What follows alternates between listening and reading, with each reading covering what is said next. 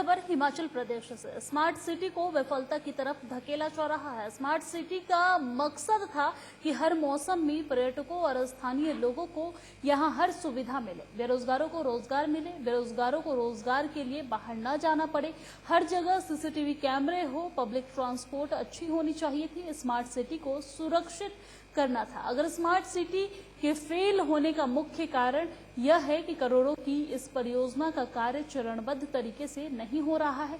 यह आरोप धर्मशाला में पत्रकारों को संबोधित करते हुए पूर्व आईएएस अधिकारी जीएम पठानिया ने कहा कि स्मार्ट सिटी के कार्य के लिए विशेषज्ञों जो है उनका राय लेना जरूरी होना चाहिए था, लेकिन हकीकत में करोड़ों रुपए के इस परियोजना का कार्य छोटे मोटे जेई कर रहे हैं। पठानिया ने कहा है कि जब तक विशेषज्ञ नहीं होगा न काम सही होगा और न ही विकास होगा।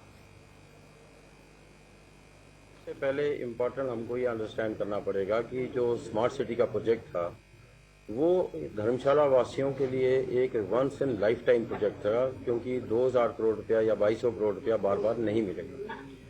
इसका जो मेन जो आप कह रहे हैं कि धूल फांक रहा है या हमारा इसमें खर्च नहीं हुआ, उसका सबसे बड़ा कारण ये है कि अगर हम स्मार्ट डेवलपमेंट की तरफ जाते हैं तो हमारे को एक्सपर्टीज की जरूरत होती है। बिना एक्सपर्ट के हम कोई भी विकास नहीं कर सकते, कोई स्मार्ट परियोजना को नहीं ला सकते।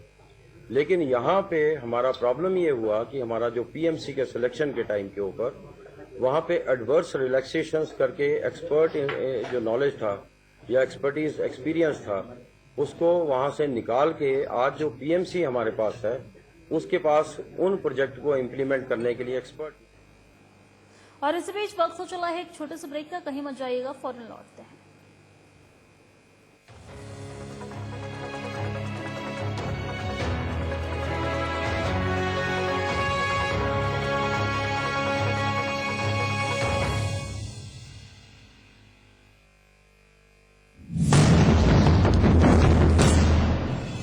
केंद्र सरकार का एक इंजन जिस योजना को शुरू करता है, राज्य सरकार का दूसरा इंजन उस योजना को तेज गति से आगे ले जाता है। अब जैसे आयुष्मान भारत योजना का उदाहरण है, इस योजना को आगे बढ़ाते हुए राज्य सरकार ने हिम केयर योजना शुरू की और ज्यादा लोगों को 5 लाख रुपए तक के मुफ्त इलाज के दायरे में लाई। बड़े बड़े संकल्प कैसे सिद्धि तक पहुंचते हैं, हिमाचल इसका जीता जागता उदाहरण है। हिमाचल वासी स्वस्थ और सेहतमंद रहें, दीर्घायु हों, इसके लिए डबल इंजन की सरकार निरंतर प्रयासरत है। केंद्र सरकार की आयुष्मान और राज्य सरकार की हिम केयर योजना गरीबों का संबल बन रही है। इन दोनों ही योजनाओं में 5 लाख रुपए तक के उपचार की निशुल्क सुविधा दी जा रही है।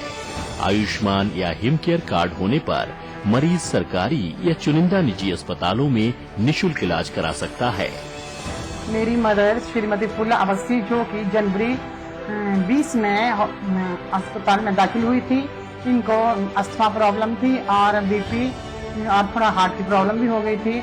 हमने हिम केयर कार्ड बनवाया हुआ था, जिससे इनको एडमिट होने पर पूरी सुविधा प्राप्त हुई, फ्री में दवाइयाँ मिली।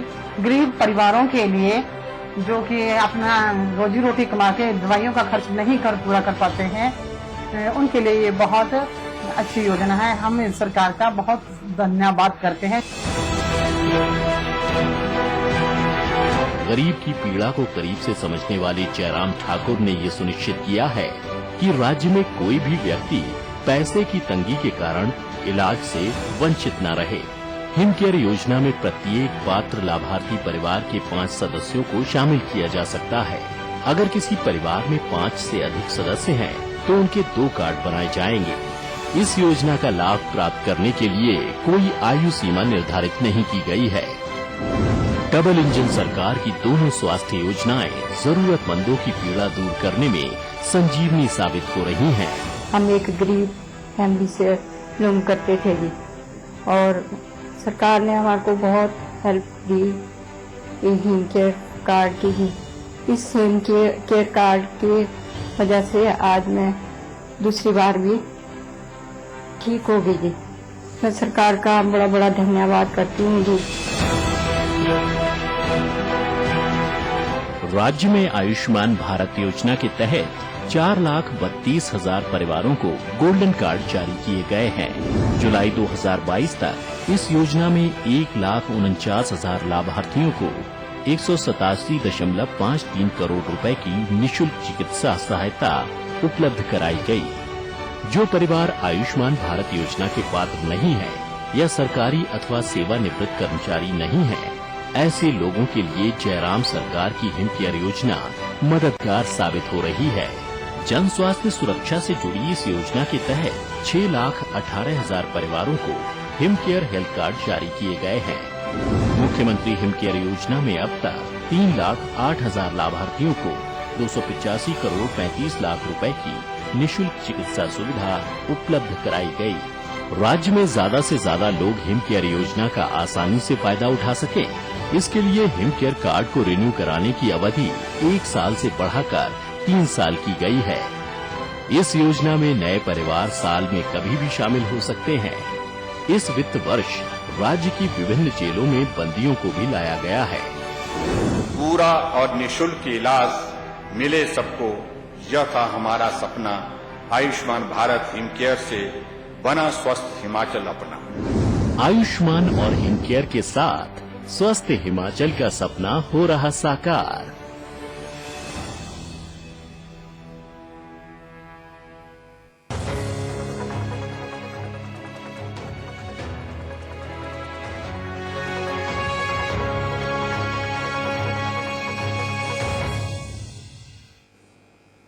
ब्रेक के बाद बहुत बहुत स्वागत है आपका। खबरों में आगे बढ़ते हैं। हिमाचल प्रदेश कंप्यूटर शिक्षक संघ ने प्रदेश सरकार के खिलाफ मोर्चा खोल दिया है। शिमला में पत्रकार वार्ता के दौरान प्रदेश कंप्यूटर शिक्षक संघ के महासचिव अश्विनी शर्मा ने कहा है कि प्रदेश सरकार ने हर वर्ग के लिए पॉलिसी बनाई गई है, लेकिन हम 24 सालों से अपनी सेवाएं दे रहे हैं। हमारे लिए कोई कारगर नीति नहीं बनाई गई है। उन्होंने कहा है कि आज हम रिटायरमेंट की आयु में नजदीक पहुंच गए हैं, लेकिन कोई भी पॉलिसी नहीं बन पाई है। उन्होंने कहा है कि पूरे प्रदेश में 1,341 कंप्यूटर अध्यापक अपनी सेवाएं दे रहे हैं, लेकिन आज तक हर सरकार ने शोषण किया है। उन्होंने कहा है कि हमारा लगातार शोषण किया जा रहा है। अश्विनी शर्मा ने कहा है कि हाईकोर्ट ने वर्ष 2014 में कंप्यूटर शिक्षकों के हितार्थ पॉलिसी बनाने का निर्णय सुनाया था, लेकिन तब की कांग्रेस सरकार इसको लागू कर पाई और न ही मौजूदा बीजेपी सरकार जो है इसे लागू करने की तरफ ध्यान दिया है। उन्होंने कहा है कि इस दौरान हमारे 10 शिक्षकों की जान चली गई, लेकिन प्रदेश सरकार द्वारा इन परिवारों को कोई भी आर्थिक सहायता नहीं दी गई है। उन्होंने कहा है कि सरकार ने जो बीज बोया है उसका खामियाजा प्रदेश सरकार को विधानसभा चुनाव में भुगतना पड़ेगा।